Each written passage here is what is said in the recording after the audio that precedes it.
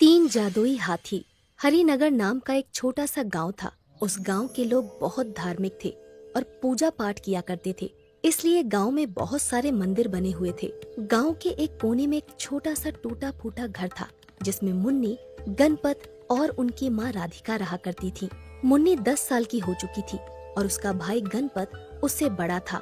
दोनों भाई बहन एक दूसरे को बहुत प्यार करते थे और साथ साथ खेला करते थे। मुन्नी और गणपत भगवान गणेश के बहुत बड़े भक्त थे। दोनों रोज सुबह उठकर मंदिर जाते थे और भगवान गणेश की पूजा किया करते थे। उनकी माँ राधिका भी गणेश भगवान को बहुत मानती थी और अक्सर गणेश भगवान के नाम पर घर में लड्डू बनाती रहती थी। लेकिन उनके घर की स्थिति बहुत खराब थी।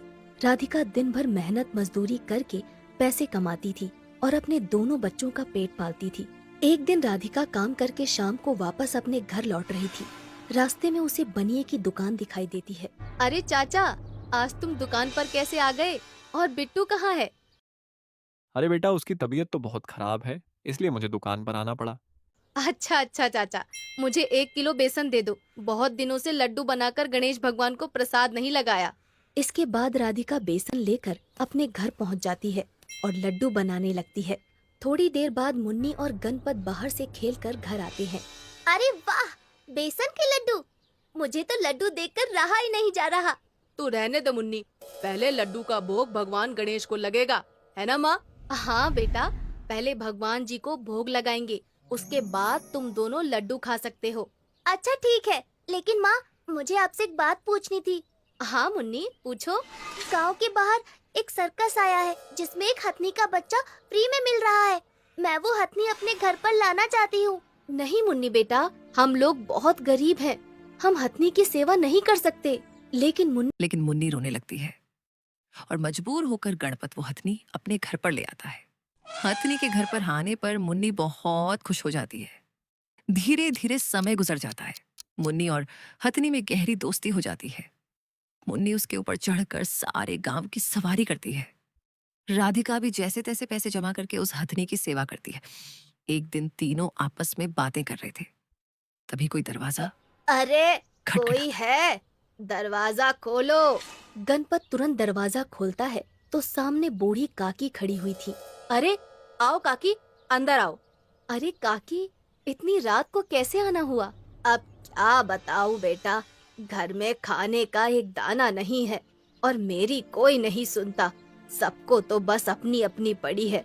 अगर तुम मुझे कुछ पैसे दे दो तो बड़ी मेहरबानी होगी। इतना सुनते ही कुछ देर के लिए सभी लोग शांत हो जाते हैं। फिर अरे कोई बात नहीं काकी, मेरे पास कुछ पैसे पड़े हैं, तुम ले जाओ। इतना कहकर राधिका अंदर जाती है और कुछ पैसे लाकर बूढ़ी काकी को दे देती है। भगवान तुम्हारा भला करे बेटा। इतना कहकर बूढ़ी काकी वहाँ से चली जाती हैं। बूढ़ी काकी के जाते ही गणपत अपनी माँ से पूछने लगता है। माँ, हमारे पास केवल उतने ही पैसे थे, तुमने वो भी पैसे काकी को दे दिए, क्यों? अब हम लोग क्या करेंगे?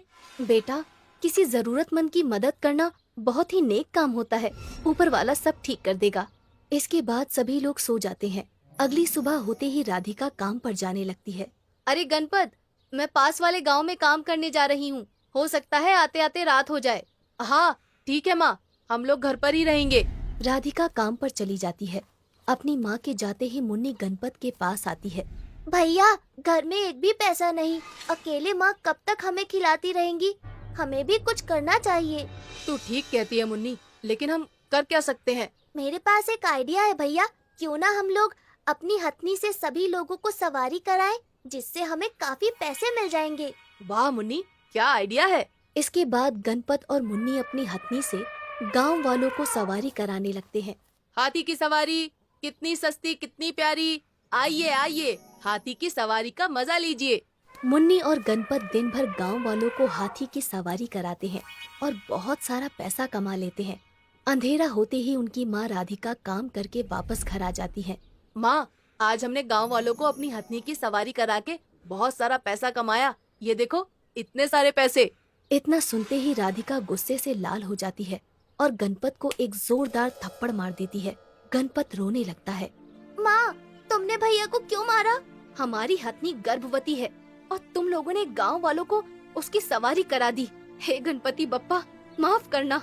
मुझे पता नहीं था माँ, मुझे माफ कर दो। अभी जाकर तुरंत हथनी से माफी मांगो, वरना भगवान गणेश नाराज हो जाएंगे। इसके बाद गणपत और मुन्नी अपनी हथनी के पास जाकर उससे माफी मांगते हैं और काफी देर तक उसके पास बैठे रहते हैं। तभी उनकी माँ आवाज लगाती है, अरे बेटा, कितनी रात हो गई है, आओ खाना खा लो। जो हुआ उसे भूल जाओ। 2 दिन बाद गणेश चतुर्थी है, हमें कल पूजा का सामान लेने भी जाना है। गणपत और मुन्नी खाना खाकर सो जाते हैं। 2 दिन बाद गणेश चतुर्थी का त्योहार आ जाता है और गणेश चतुर्थी के दिन हथनी 3 बच्चों को जन्म देती है। राधिका, मुन्नी और गणपत बहुत खुश होते हैं और धूमधाम से गणेश चतुर्थी का त्योहार मनाते हैं। हम बहुत किस्मत वाले हैं, आज के दिन हथनी ने 3 हाथियों को जन्म दिया है। हाँ माँ, और देखो ना, ये तीनों छोटे छोटे हाथी कितने प्यारे लग रहे हैं। कुछ महीनों बाद तीनों हाथी के बच्चे थोड़े थोड़े बड़े हो जाते हैं। एक रात को तीनों हाथी के बच्चे घर के बाहर रस्सी से बंधे हुए थे और वो रात पूर्णिमा की रात थी। जैसे ही रात के 12 बजते हैं तो चांद की रोशनी उन तीनों हाथियों पर पड़ती है। तो देखते ही देखते पहला हाथी सोने के लड्डू निकालने लगता है और दूसरा हाथी जादुई मोदक निकालने लगता है और तीसरा हाथी बहुत सारा जादुई खाना निकालने लगता है। अगली सुबह जब राधिका तीनों हाथियों के पास सोने के लड्डू और ढेर सारा खाना देखती है तो जोर से आवाज लगाती है, गणपत, मुन्नी, जल्दी यहाँ आओ, देखो यहाँ क्या हो गया है।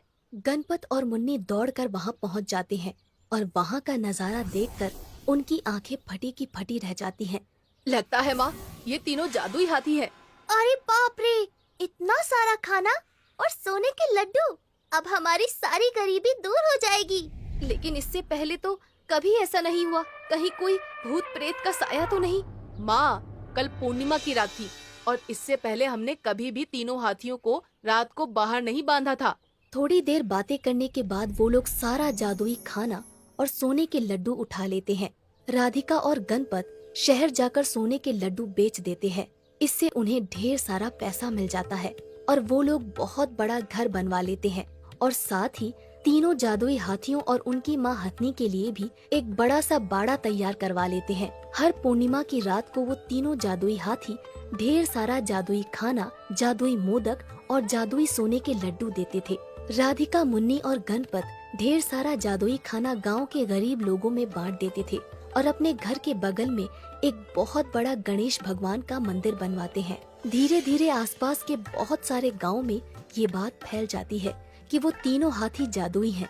दूर दूर से लोग जादुई हाथियों के दर्शन करने आने लगते हैं।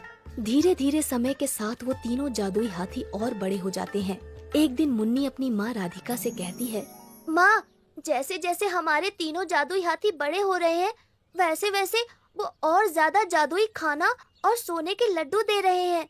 हाँ बेटा, सब गणेश भगवान की कृपा है। हमारी सारी गरीबी दूर हो गई और अब हमारे पास ढेर सारी धन संपत्ति है। इसलिए अब हम सारा जादुई खाना और जादुई मोदक और ये सोने के लड्डू जरूरतमंद लोगों और गरीबों में बांट देंगे।